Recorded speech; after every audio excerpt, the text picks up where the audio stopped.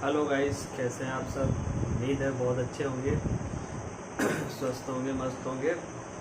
आप सबका आपके YouTube channel GS with Ravi sir में आपका स्वागत है। एक्चुअली कई दिनों से मेरा स्वास्थ्य ठीक नहीं हो रहा है, तो जुकाम वगैरह है। जुकाम उखाम ठीक हुआ तो खांसी जो है बहुत दिक्कत कर रही थी।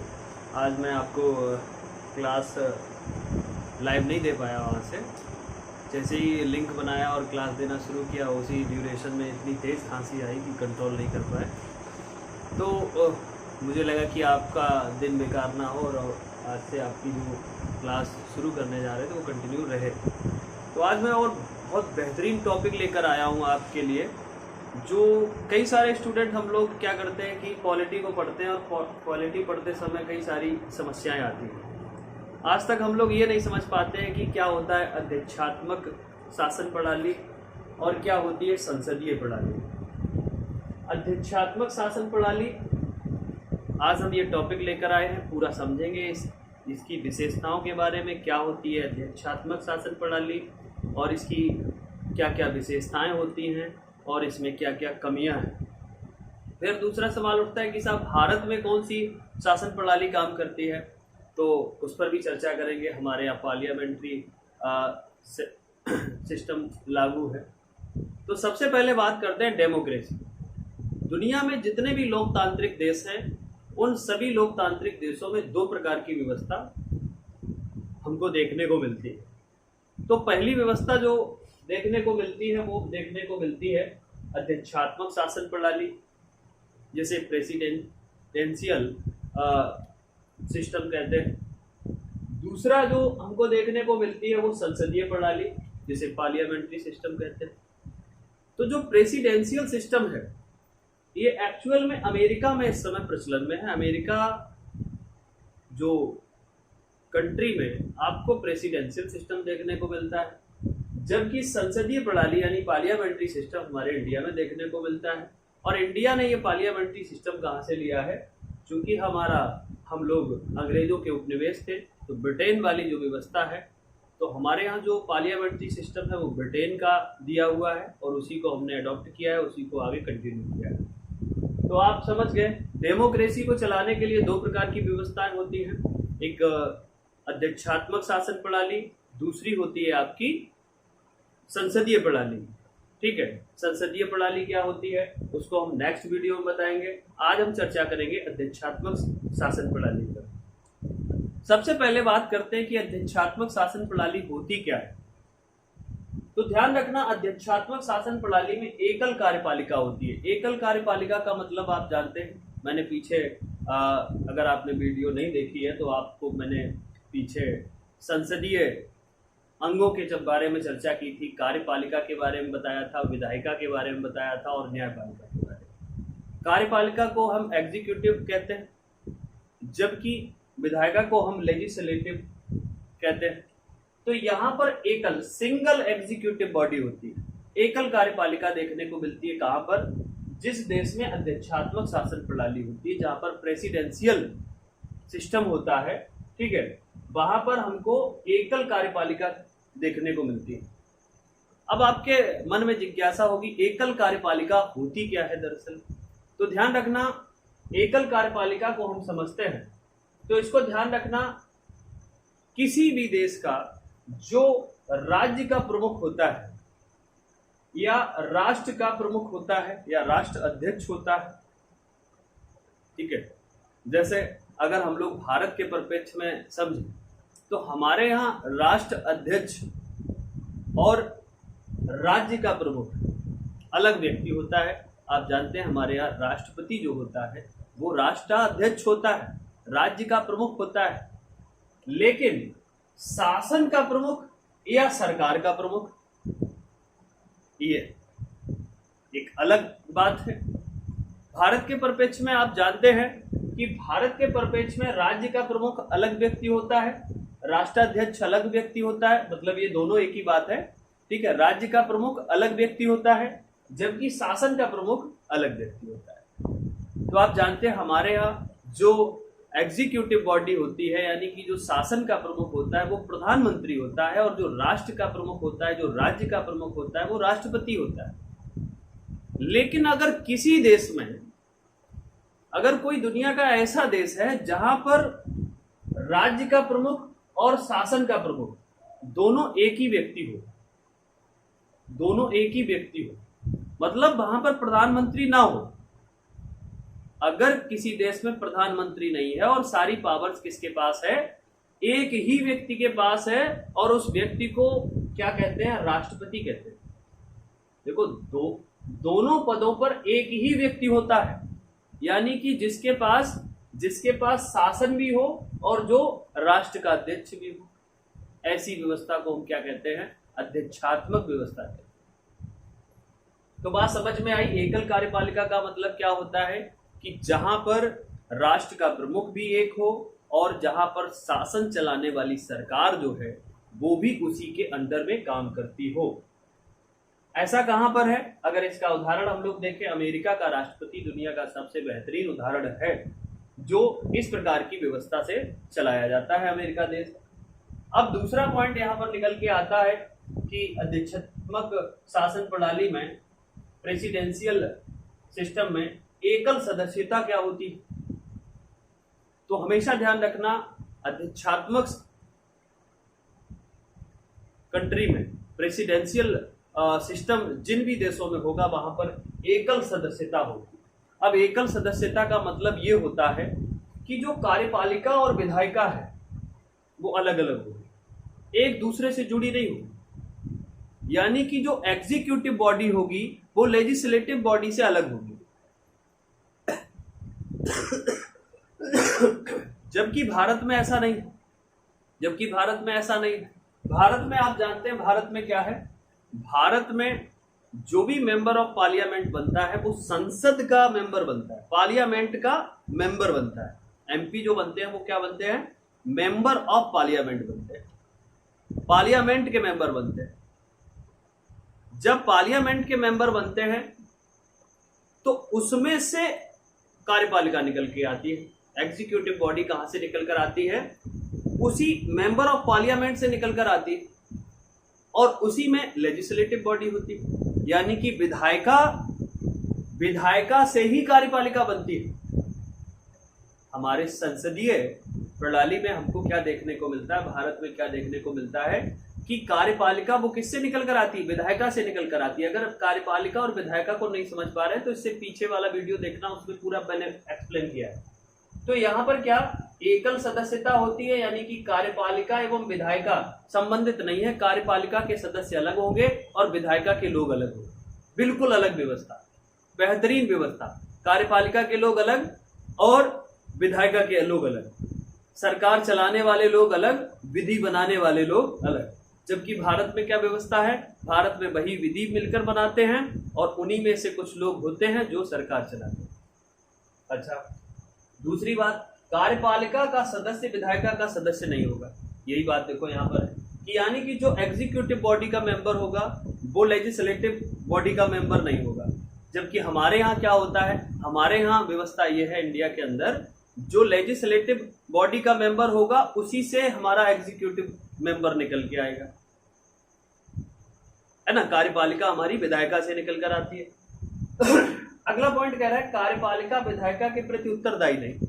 तो स्वाभाविक सी बात यह है, जब कार्यपालिका अलग है, विधायिका अलग है, तो कार्यपालिका विधायिका के प्रति क्यों रिस्पॉन्सिबल होगी, नहीं होगी। जब कार्यपालिका अलग ही बनाई जा रही है तो वो विधायिका के प्रति उत्तरदायी क्यों होगी भाई, है ना। तो इस बात को समझिए, जैसे हमारे देश में क्या होता है कि जो मेंबर ऑफ पार्लियामेंट बनते हैं उन्हीं में से एक व्यक्ति क्या करता है, उनमें से कुछ मंत्रियों को निकालता है, कुछ मंत्री बनाता है। जब मंत्री बनाता है तो वो मंत्री किसके प्रति जिम्मेदार होते हैं, विधायिका के प्रति जिम्मेदार होते हैं। लेकिन अमेरिका में ऐसी व्यवस्था नहीं है। अमेरिका में राष्ट्रपति का चुनाव अलग होता है, अमेरिका के राष्ट्रपति का चुनाव अलग होता है, विधायिका का चुनाव अलग होता है। अमेरिका के अंदर अमेरिका के राष्ट्रपति का चुनाव किस तरीके से होता है, ध्यान रखना, उसके चुनाव के लिए पूरे देश में एक अलग प्रक्रिया है। उस पर हम नहीं जाना चाहेंगे, वो एक अलग टॉपिक हो जाएगा। लेकिन आप ये ध्यान रखना, अमेरिका की जो विधायिका है वो अलग है और राष्ट्रपति का चुनाव वहां अलग होता है। तो वहां पर राष्ट्रपति क्या करता है, राष्ट्रपति अलग से विधायिका के मेंबर को नहीं अपना मंत्री बनाता है, वो अपने मंत्री बनाने के लिए अलग से स्पेशलिस्ट लोगों को अपने कैबिनेट में शामिल कर लेता है। इसीलिए अमेरिका का जो कैबिनेट होता है उसे किचन कैबिनेट कहते हैं। एक किचन कैबिनेट का ट्रेंड आया, खूब आपको वर्ड पढ़ने को मिलेगा। तो किचन कैबिनेट का मतलब क्या है कि जो राष्ट्रपति के स्पेशल लोग हैं ये उनका समूह होता है किचन कैबिनेट। हम चर्चा करेंगे आगे किचन कैबिनेट की, लेकिन यहां पर आप ये ध्यान रखना कि कार्यपालिका विधायिका के प्रति उत्तरदायी नहीं होती है। इसके अलावा ध्यान रखना शक्तियों का पृथक्करण स्पष्ट पाया जाता है, पावर ऑफ सेपरेशन बिल्कुल स्पष्ट है। अच्छा, पृथक्करण और बंटवारा दो शब्द अलग अलग आपने पढ़े होंगे, तो दोनों शब्दों का मतलब अलग अलग होता है भाई, ध्यान रखना। पृथक्करण एक अलग मीनिंग है, पृथक्करण, जबकि बंटवारा एक अलग शब्द है, बंटवारा। ध्यान रखना दोनों शब्दों का अलग अलग अर्थ है। बंटवारा में क्या होता है, बंटवारा में शक्तियों का बंटवारा होता है और पृथक्करण में पूरी तरीके से अलग अलग बांट दिया जाता है, अलग अलग, इन एक दूसरे की पावर्स में इंटरफियर नहीं कर सकते। अमेरिका में यह व्यवस्था है कि वहां पर जो पावर ऑफ सेपरेशन है, पृथक्करण किया गया है, लेकिन भारत में पावर ऑफ सेपरेशन नहीं, भारत में शक्तियों का बंटवारा है। फॉर एग्जाम्पल मैं आपको समझाता चलूं, जैसे आप जानते हैं भारत में केंद्र सरकार को विधि बनाने का अधिकार है, केंद्र सरकार विधि बनाने का अधिकार रखती है किसी विषय पर, और आप जानते हैं राज्यों को भी विधि बनाने का अधिकार है। तो हमारे यहां सब्जेक्ट अलग अलग बांटे गए, कोई ऐसा विषय जिस पर केंद्र सरकार विधि बनाएगा और कोई ऐसा विषय जिस पर राज्य सरकार, स्टेट गवर्नमेंट विधि बनाएगी, लेकिन विधि बनाने की पावर तो दोनों में है।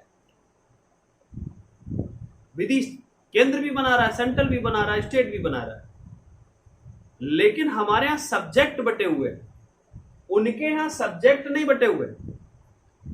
उनके यहां पूरा सिस्टम ही अलग है कि विधि बनाने वाले लोग अलग होंगे और देश को चलाने वाले लोग अलग होंगे। अच्छा, तो आपको समझ में आ रहा होगा ये कैसी नई अनोखी व्यवस्था है। हाँ, अनोखी व्यवस्था, एकदम डिफरेंट। तो ये समझ में आया ये वाला पॉइंट, शक्तियों का पृथक्करण स्पष्ट पाया जाता है अमेरिका के अंदर। ठीक है, कार्यपालिका और विधायिका और न्यायपालिका ये अलग अलग है बिल्कुल। जबकि आप जानते हैं भारत के कॉन्स्टिट्यूशन में विधायिका से ही कार्यपालिका निकलती है, तो इसलिए विधायिका और कार्यपालिका का भारत में आपको शक्तियों में बड़ा कंफ्यूजन देखने को मिलता है, लेकिन अमेरिका में ऐसा नहीं है।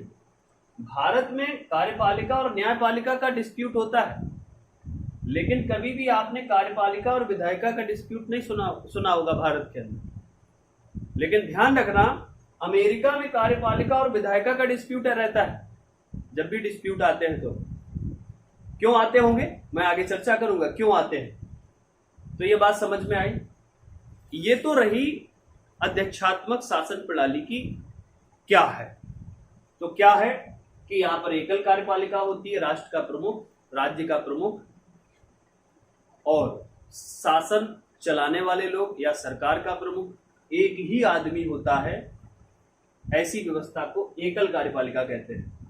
कहां पर है साहब, अमेरिका में है। अमेरिका का राष्ट्रपति इसी व्यवस्था से चुना जाता है।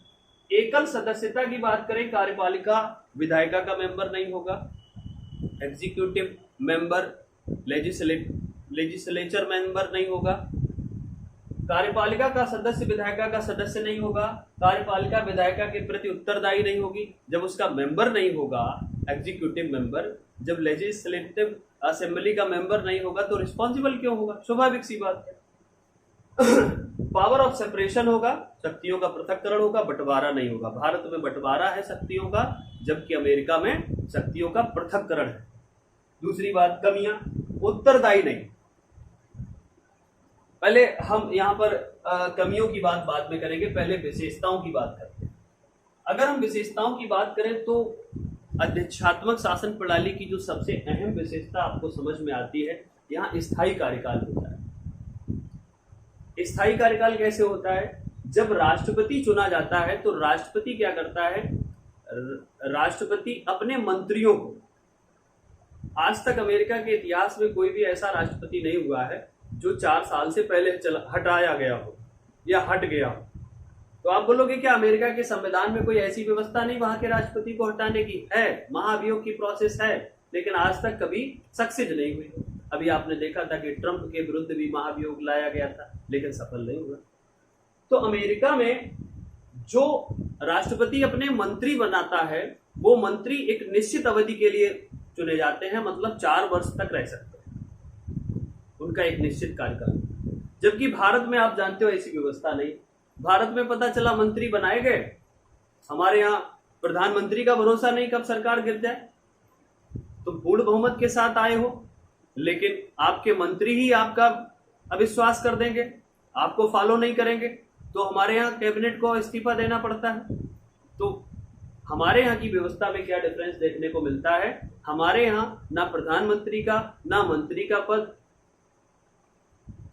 निश्चित है, जबकि अमेरिका में राष्ट्रपति निश्चित रहेगा 4 वर्ष। तो जब राष्ट्रपति निश्चित रहेगा तो स्वाभाविक सी बात यह है कि वो अपने मंत्रियों को भी परमानेंट चुनेगा। ऐसे परमानेंट क्यों चुनेगा, वो आगे देखो। विशेषज्ञों द्वारा शासन करवाता है। तो जब राष्ट्रपति विशेषज्ञों के द्वारा शासन करवाता है तो वो ऐसे लोगों को सर्च करेगा ना कि जो हेल्थ के सेक्टर में जिसने बेहतरीन कार्य किया हो, बहुत जानकार व्यक्ति हो, उसको अपना मंत्री बना लेगा। भारत में ऐसी व्यवस्था नहीं है। भारत में मंत्री बनने की कंडीशन क्या है? वह मेंबर ऑफ पार्लियामेंट होना चाहिए, किसी सदन का मेंबर होना चाहिए, अगर नहीं है तो 6 माह के अंदर बनना चाहिए। लेकिन अमेरिका में ऐसा नहीं है। अमेरिका में वह किसी भी सदन का मेंबर ना हो और राष्ट्रपति उसको अपना मंत्री बना सकता है, बशर्ते वह किसी स्पेशलिस्ट होना चाहिए। तो जब स्पेशलिस्ट लोग होंगे किसी अलग अलग क्षेत्रों में, तो वह क्या करेंगे, नीतियों में निरंतरता लाएंगे।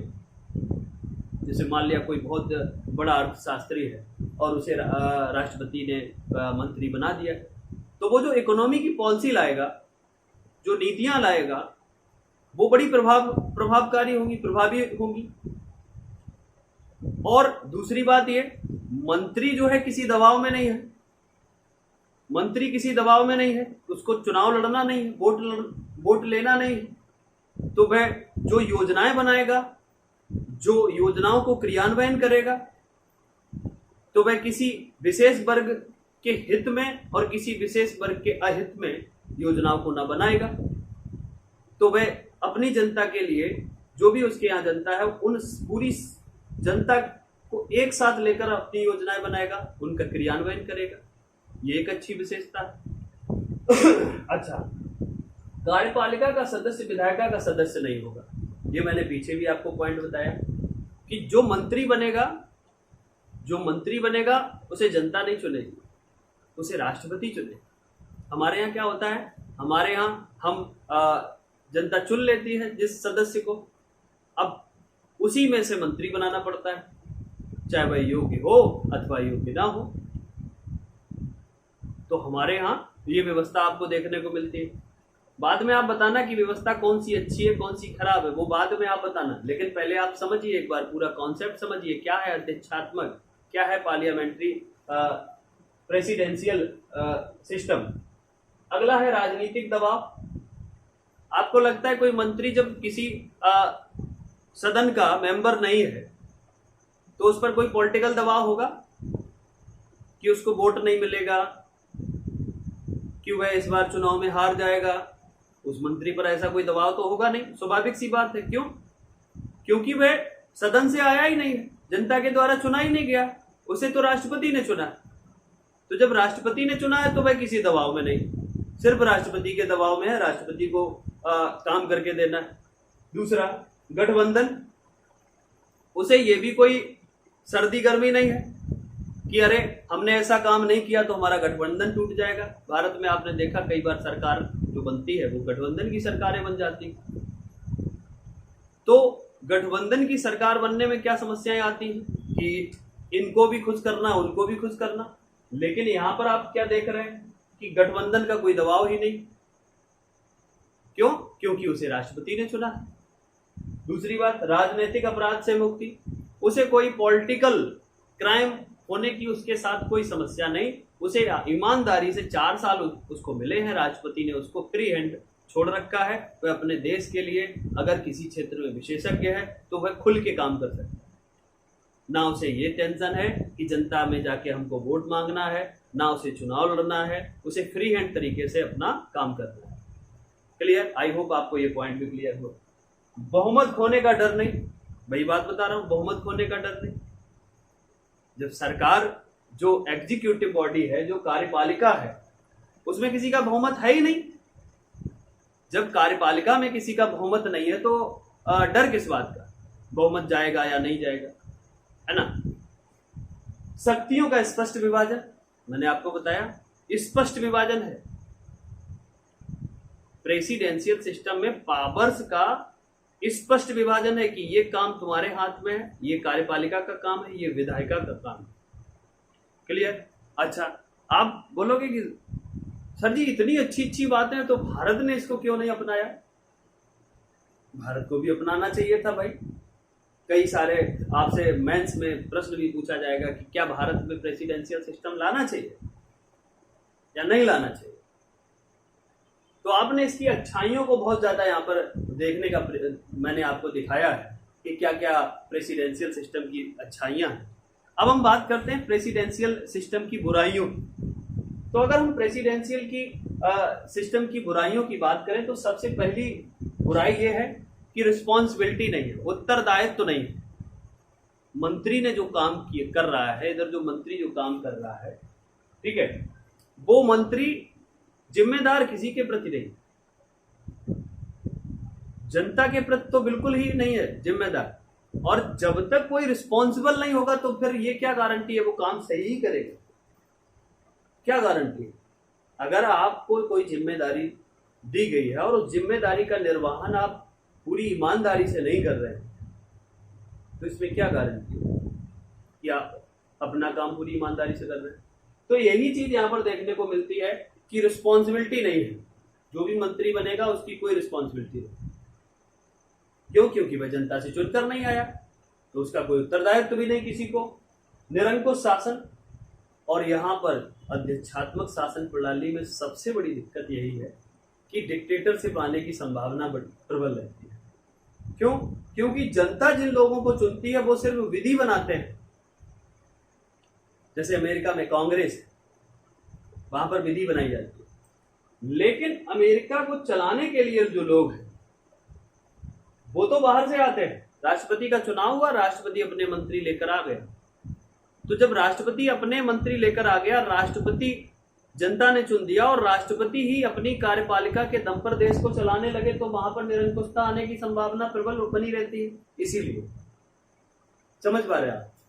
तो जहां पर भी प्रेसिडेंशियल सिस्टम है वहां पर डिक्टेटरशिप आने की संभावना बनी रहती है, अकुशल शासन होने की संभावना बनी रहती है। मैंने आपको बताया कि विशेषज्ञ, जिस तरीके से कोई विशेषज्ञ हेल्थ के सेक्टर में कोई विशेषज्ञ व्यक्ति था उसको स्वास्थ्य मंत्री बना दिया, इसी प्रकार से इसका नेगेटिव इफेक्ट भी तो है कि मान लिया कोई राष्ट्रपति का बहुत क्लोज आदमी था, फैमिली वाला था, उसको आता जाता कुछ नहीं था और उसको मंत्री बना दिया, तो वह क्या होगा? अकुशल शासन होने की संभावना बनी रहती है। जरूरी नहीं शासन अच्छा हो। क्यों? क्योंकि शासन अच्छा इसलिए भी नहीं हो सकता है क्योंकि मंत्री जो हैं वो जिम्मेदार नहीं। जब मंत्री जिम्मेदार नहीं है, रिस्पॉन्सिबिलिटी नहीं है, तो क्या गारंटी है कि वह लॉ एंड ऑर्डर मेंटेन कर पाएंगे, देश में सारी व्यवस्थाओं को बेहतर तरीके से क्रियान्वयन करेंगे? क्यों? क्योंकि उनकी कोई रिस्पॉन्सिबिलिटी नहीं है, जिम्मेदार नहीं अपने सदन के प्रति। अगली कंडीशन, शासन में प्रतिनिधित्व की व्यापकता नहीं देखने को मिलती। तो यहां पर आपको क्या देखने को मिलती है कि जो शासन किया जा रहा है उसमें ज्यादा से ज्यादा लोग पार्टिसिपेट नहीं कर पा रहे। क्यों ज्यादा से ज्यादा लोग पार्टिसिपेट नहीं कर पा रहे? क्योंकि राष्ट्रपति के पास पावर ज्यादा है, और जब राष्ट्रपति के पास पावर ज्यादा है तो विधायिका तो कमजोर हो जाएगी। पावर किसके पास? उसकी किचन कैबिनेट के पास। तो देश को चलाने के लिए राष्ट्रपति और किचन कैबिनेट ये ज्यादा प्रभावशाली हो जाएंगे। यही समस्या है। निचले सदन का विघटन नहीं। आप जानते हैं हमारे यहाँ क्या व्यवस्था है कि जो निचला सदन है, निचला सदन हमारे यहाँ किसे बोलते हैं? लोकसभा को। बड़ा लोकप्रिय सदन है। तो हमारे यहाँ जो निचला सदन है उसका विघटन हो जाता है। अगर प्रधानमंत्री या उसका कोई भी मंत्री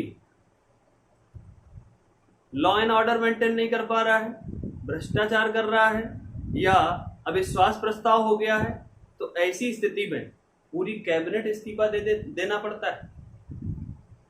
अगर प्रधानमंत्री के विरुद्ध कोई भी एक मंत्री या एक से अधिक मंत्री अविश्वास प्रस्ताव लाते हैं या मेंबर ऑफ पार्लियामेंट का कोई भी व्यक्ति लाता है और वह प्रस्ताव सदन में पारित हो जाता है, तो पूरी कैबिनेट के मंत्रियों को इस्तीफा देना पड़ता है।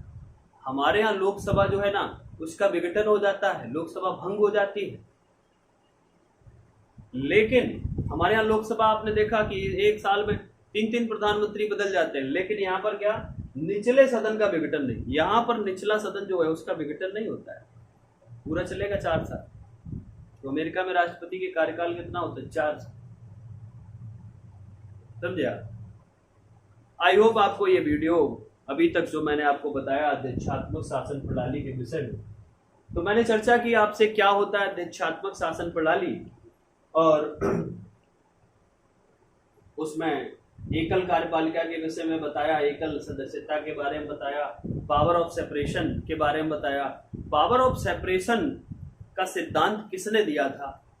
आप सभी लोग कमेंट में, जो भी मेरी वीडियो को पूरा देखे वो कमेंट में इस बात को उत्तर देना, पावर ऑफ सेपरेशन ये सिद्धांत किसने दिया है। मैंने आपको पिछली वीडियो में इस प्रश्न का उत्तर दिया था और उम्मीद है कि आप लोगों ने वीडियो पूरी देखी होगी और उत्तर भी आपने ढूंढा होगा।